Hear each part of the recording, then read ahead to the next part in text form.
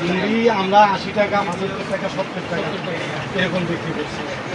কমছে কমানোর ধরে এই মুহূর্তে মুড়ি নাই, এই মুহূর্তে মুড়ি আমরা পাইতেছি না, না ধরে বিক্রি করতেছি না। আলু পাচ্ছে খারাপ হচ্ছে। নিয়মিত বাজার মনিটরিং এর অংশ হিসেবে আজ সীতাকুণ্ড পৌরসভায় মোবাইল কোর্ট পরিচালনা করা হয়। এই সময় অধিক মূল্য নিত্য প্রয়োজনীয় পণ্য বিক্রি, মেয়াদ উত্তীর্ণ পণ্য বিক্রয় ও সংরক্ষণ, মূল্য তালিকা না থাকার অপরাধে 5 জনকে সর্বমোট 14,000 টাকা জরিমানা করা হয়। একই সাথে বিভিন্ন নিত্য প্রয়োজনীয় দ্রব্য, সবজি, মাছ ও মাংসের মূল্য সরজমিনে পরিদর্শন করে বিভিন্ন নির্দেশনা প্রদান করা হয়। সহকারী কমিশনার ভূমি ও এক্সিকিউটিভ ম্যাজিস্ট্রেট আলাউদ্দিনের নেতৃত্বে পরিচালিত এই মোবাইল কোর্টে আরও উপস্থিত ছিলেন সীতাকুণ্ড থানা পুলিশের সদস্যবৃন্দ এবং সীতাকুণ্ড উপজেলার সাধারণ শিক্ষার্থীবৃন্দ।